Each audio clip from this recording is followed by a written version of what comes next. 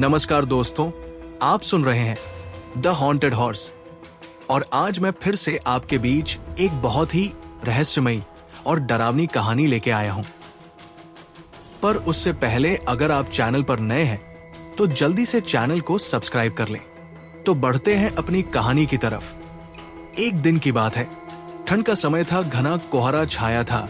सारे लोग जल्दी कार्यालय का काम खत्म करके घर की तरफ निकल रहे थे। नाना जी उस समय के बड़े अधिकारियों में से एक थे। वे उस समय के उच्च वर्ग के लोगों में एक अमीन का काम करते थे। रोज की तरह ही उस दिन काम खत्म होने के बाद घर के लिए अपनी गाड़ी से रवाना होने लगे। रास्ते में उन्हें हाट से कुछ सामान भी लेना था तो वे और साथियों से अलग हो गए।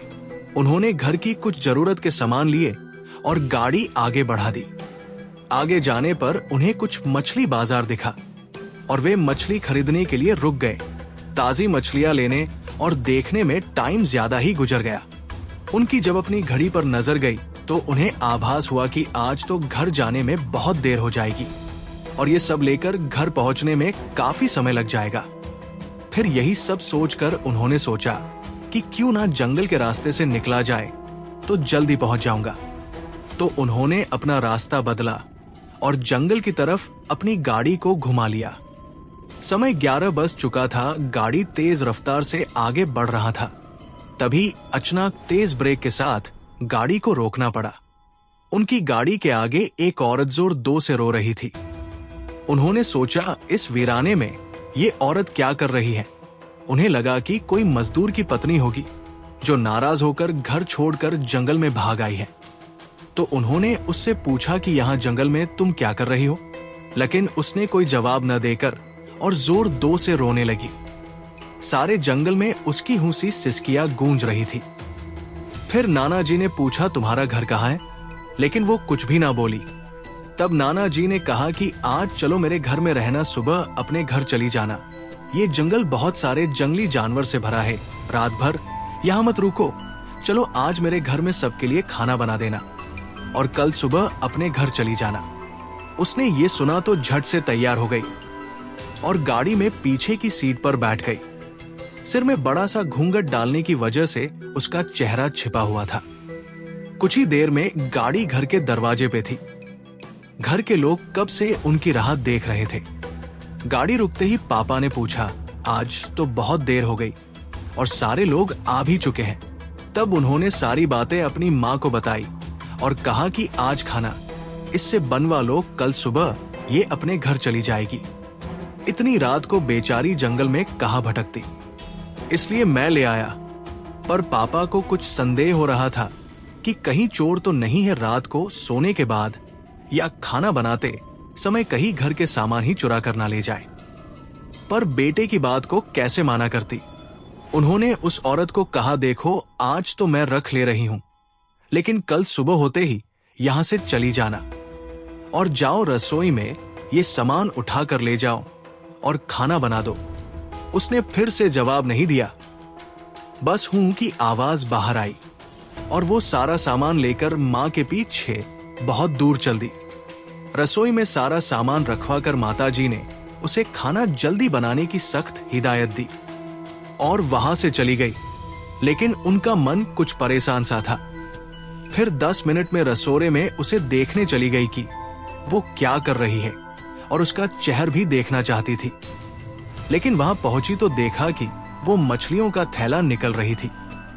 उन्होंने बहुत जोर से गुस्से में कहा, यहाँ सब खाने का इंतजार कर रहे हैं और तुम अभी तक मछलियां ही निकल रही हो, कल सुबह तक बनाओगी क्या। उसके सिर पर घूंघट अभी भी था तो चेहरा देखना मुश्किल ही नहीं नामुमकिन था।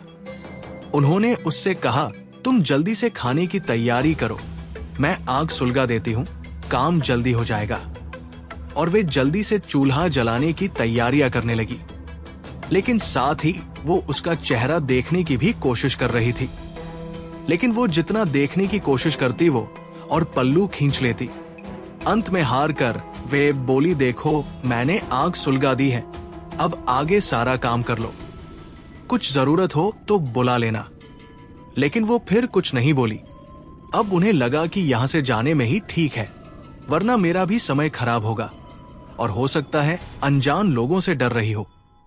ये सब सोचकर उन्होंने उसे कहा कि मैं आ रही हूं, जल्दी से खाना बनाकर रखना, और वहां से निकल गई।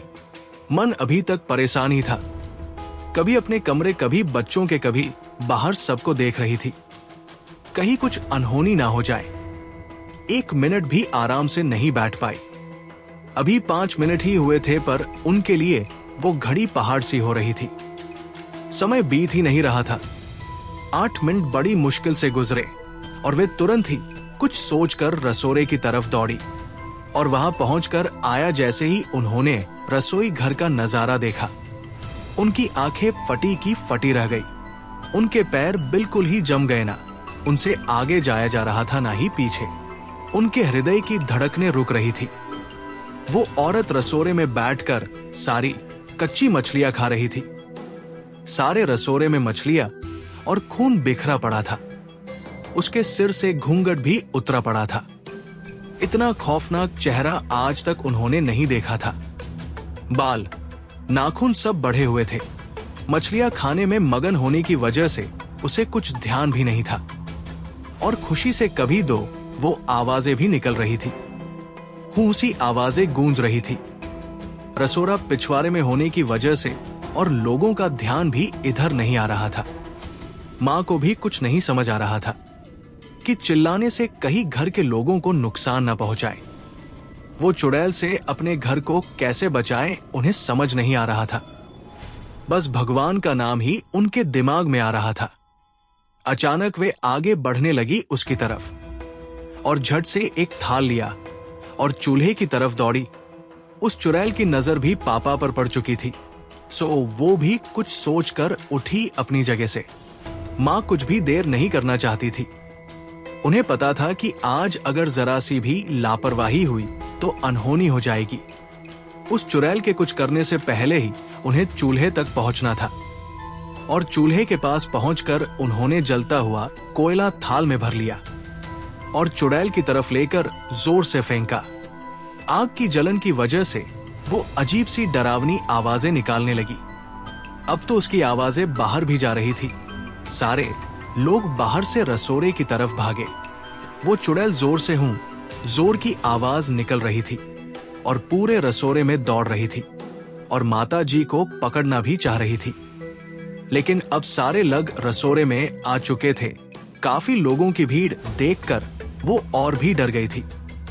लोगों की भीड़ को ठेलती हुई वो बाहर जंगल की तरफ भाग गए, और सारे लोग ये मंजर देखकर डरे साहमे से खड़े थे और मन ही मन माता जी की हिम्मत की दाद दे रहे थे।